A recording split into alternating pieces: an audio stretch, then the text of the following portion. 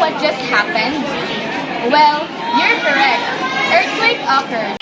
Hi everyone, I am Lizelle Rose Langkapi from Balod National High School. Let's talk about an earthquake today.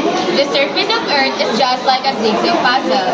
It consists of approximately 20 puzzle pieces.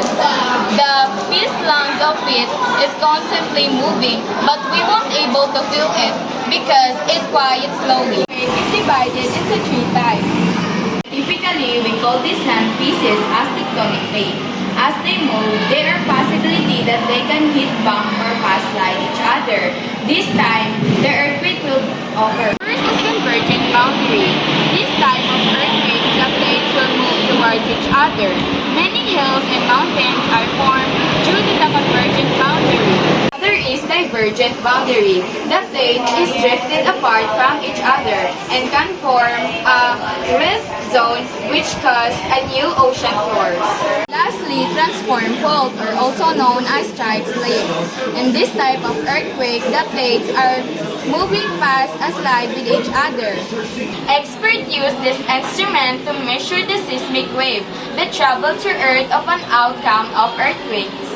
PHIVOLCS agency is responsible for forecasting volcanic eruption, and earthquake is determined how they occurred and what areas are likely to be affected. We can measure in two ways, their magnitude and intensity. The magnitude refers to energy released by an earthquake, while the intensity refers to the degree of shaking caused by an earthquake at a given place. If you were in a building or school like that,